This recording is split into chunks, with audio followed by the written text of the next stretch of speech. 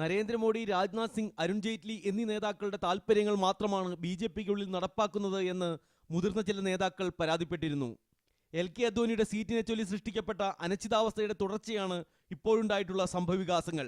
ബാഡ്മേറിൽ seat ലഭിക്കാത്തതിനെ തുടർന്ന് പ്രതിഷേധിച്ച ജസ്വന്ത് സിംഗിനെ അനുനയിപ്പിക്കുന്നതിന് പകരം മുതിർന്ന നേതാക്കൾ പാർട്ടിയോട് കൂറ് കാണിക്കണം എന്നാണ് അരുൺ ജെയ്റ്റ്ലി പ്രതികരിച്ചത്. ജസ്വന്ത് സിംഗ് ജയിക്കാൻ പാകത്തിനുള്ള സ്ഥാനാർത്ഥിയാണെന്ന് രാജസ്ഥാൻ സംസ്ഥാന ഘടകത്തിന് തോന്നിയിട്ടില്ലെന്നും അരുൺ ജെയ്റ്റ്ലി പറഞ്ഞു. पूरे हिंदुस्तान में 540 सीटों में 2 या 3 सीटों पे हो तो हर स्टेट में हो गई, ऐसा नहीं है. लेकिन सारे बड़े नेता अपने अपने इलाकों में नहीं, कोई ऐसा नहीं है. टिकटों में गलती हुई है जी बांटने में?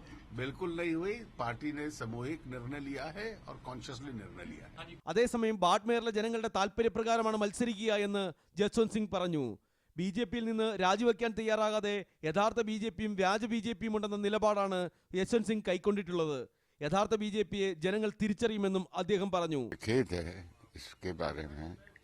मैं वहाँ सबसे बैठकर ही बात करने के बाद कुछ कह सकता हूँ. लेकिन लगभग मान के चले मानस तो हो ही कैसे ये मानस मेरा मानस नहीं है. അതേസമയം ഉത്തർപ്രദേശിലെ ബജ്നോറിലെ സ്ഥാനാർത്ഥി പ്രഖ്യാപനം പ്രദേശത്തെ ബി.ജെ.പിയെ രണ്ട് തട്ടിലാക്കി. രാജേന്ദ്ര സിംഗിനെ മാറ്റി ഭർത്തരേന്ദ്ര സിംഗിനാണ് ബി.ജെ.പി സീറ്റ് നൽകിയത്. മുസഫർനഗർ കലാപത്തിലെ പ്രതിയായ ഭർത്തരേന്ദ്ര സിംഗിന് സീറ്റ് നൽകിയതിൽ പ്രതിഷേധിച്ചാണ് രാജേന്ദ്ര സിംഗിനെ അനുകൂലിക്കുന്നവർ രാജ്നാഥ് സിംഗിന്റെ വസതിയിൽ പ്രതിഷേധവുമായി എത്തിയത്.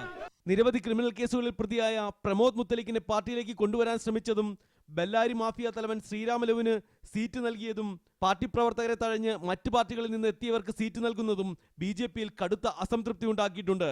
മീഡിയ 1, ഡൽഹി.